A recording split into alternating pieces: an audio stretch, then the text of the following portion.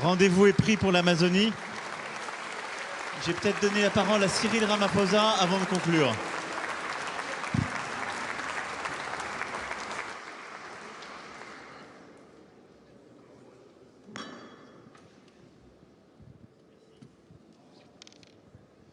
Thank you very much, President Macron.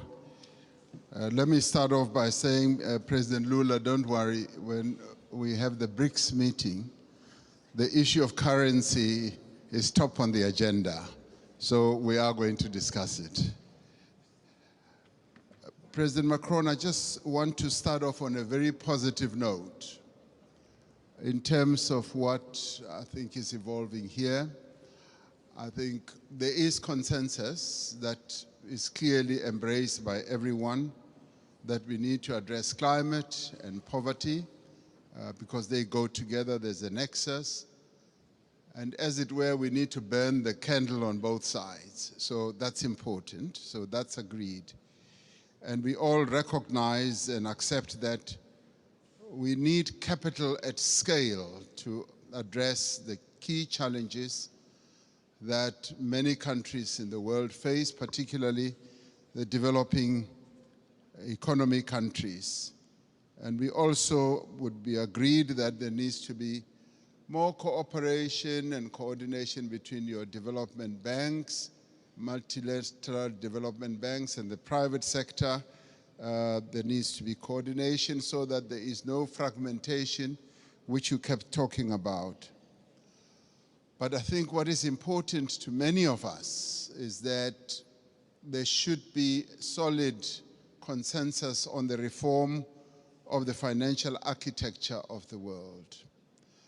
Because without that reform, the dreams and the objectives that we have to address our challenges will not be realized. And those reforms need to touch on a whole range of issues. Mr. Mo Ibrahim yesterday even spoke about something that we may think is insignificant, that the boards of directors of your multilateral institutions are not made up of independent directors. They are largely internal people or shareholders. So that in itself, for us, it's an important reform. We also need to look at the distribution of the special drawing rights. I find it a bit difficult to be told that this is set in the rules and it will forever be like that, and that it's either you get 0 or you get 34 billion. In our view, this is not a zero-sum game. It's a game where we all need to be dealt with equity in an equitable manner. And there is a need for reform in that regard as well. And the other important thing for this to happen, it will help us not to participate as unequal cousins in these institutions. It will help us to participate fully, and so that we don't have a sense that we are beggars, that we are being dealt with out of generosity. I think it's important in the new era that the world is in now that there should be a good measure of equality among sovereign nations. You know, recently, 7 African countries decided to go and put a call for peace to Ukraine and to Russia. And we raised a number of issues. Zambia was represented, Comoros was represented, Republic of Congo was represented, Senegal was represented, Uganda, as well as South Africa. So we were all represented, and Egypt as well. So we were all at one, that even as we were going to address an issue of the war which has had a negative impact on the African continent, which is the rise in prices for food, rise in prices for fertilizers, we were clear that we are not going there as beggars. We're not going to ask for a favor to both Ukraine and Russia. We were going there to say, open up the Black Sea Channel so that the grains and the fertilizers should go into the world market. So we were not on a begging mission, even as we are in great need as a continent and all that. That should go to demonstrate that Africa should never be seen as a continent that needs generosity. We want to be treated as equals. Even in the multilateral institutions, we want to be treated as equals. And if our equity is at a low ebb, there must be ways in which that can be addressed. To us, this is very important. Our sovereignty is one of the things that we hold on dearly to. And we demonstrated that very clearly to both President Zelensky and to President Putin when it came to this issue. Even as there were suggestions that, yes, we can donate this, we can donate that, we said, we want you to release these grains and fertilizers to the world market so that the world can trade in these commodities and other issues we can handle in a different way. I wanted to make that point so that it should be understood where Africa has evolved up to. We want to be key players on the world stage, want to be key players even in the financial markets and in the MDBs. Now, these are the positive things. I do, Mr. President Macron, want us to address another issue which to us is a bit of a negative. You will have heard President Sisi talking about the 100 billion that was promised in Paris. President Sassou Nguesso yesterday as well also spoke about it at the dinner. Now there is that issue that a number of the commitments that have been made have not really been fully lived up to. But before I get into details, let me immediately say that we recognize the many initiatives that have been put on the table, and a number of countries here have done so. Germany has gone out of the way to put a number of initiatives, and the US has also done a number of things. But there have been times when we felt like we were beggars. I played a key role as chair of the African Union during the COVID period. We felt like we were beggars when it came to vaccine availability, when we felt we needed access to vaccines, and the Northern Hemisphere countries had bought all the vaccines in the world, and they were hogging them. And they didn't want to release them at the time when we needed them most. And we felt like we were begging. And at times it felt like they would just be droppings from the table, that yes, we will give you that and that. And let me tell you something that generated a lot of resentment.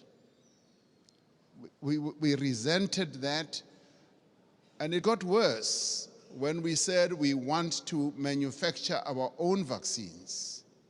And when we went to the WTO, there was a lot of resistance, enormous resistance. And we kept saying, what is more important, life or profits by your big pharmaceutical companies?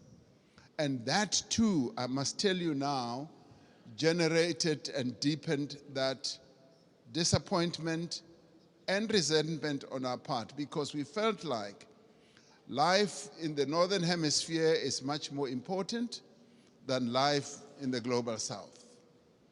And these are issues that need to be addressed. And I'm glad that we are all seated here like this, because we've got to get to the heart of these matters and address them. Now, I come to promises that have been made.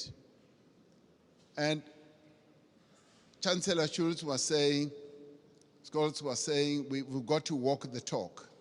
Yes, we want to see the talk being walked. President Sassou Nguesso yesterday said at the dinner, $100 billion was promised per year. And he was saying, I've never seen that. And many of us will testify that that $100 billion has never really been made available.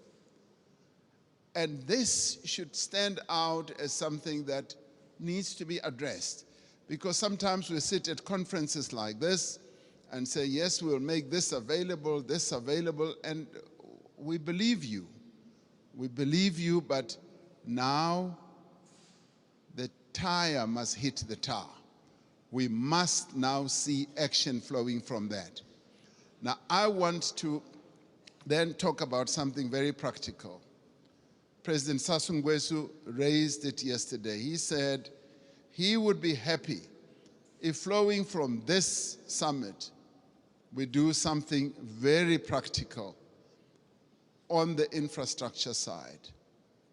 Having said that 600 million people in Africa do not have electricity, and yet we've got all the resources to generate electricity, particularly the mighty Congo River, and that there have been plans to build a number of power stations that will generate, in my calculation, up to 70,000 megawatts. And he said, and I want to speak in support of this proposal, that to prove that these summits are not summits where we just talk, flowing from the Paris COP as well as others, let us now put money on the table and collectively say we are going to address this mega project. A mega project which will in the end generate electricity for up to 12, 15 African countries all at one go.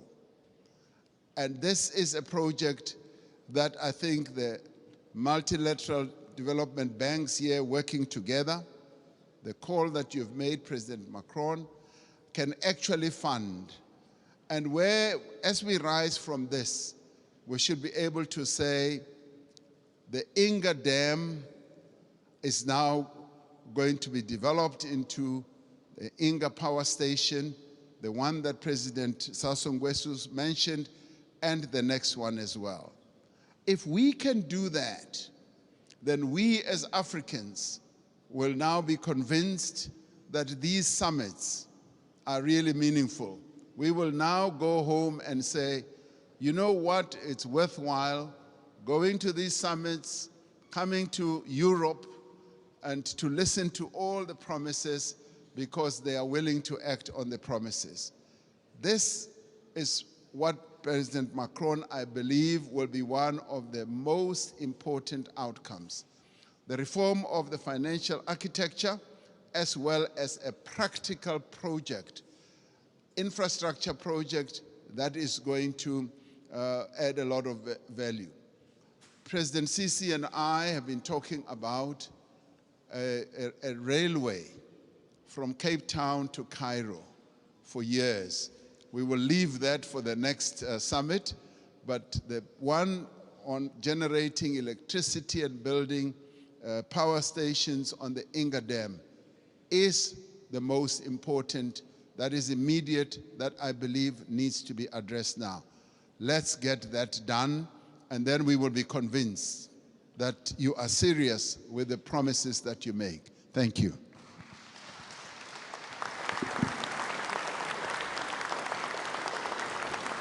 Thank you, Cyril. Thank you, everybody. Mesdames et messieurs les chefs d'État et de gouvernement, mesdames et messieurs, en vos grades et qualités, il est temps maintenant de conclure ce sommet et je vais essayer, après les discussions d'hier, le dîner que nous avons eu et l'échange très fructueux qu'il y a eu ce matin, de faire une conclusion opérationnelle. Parce que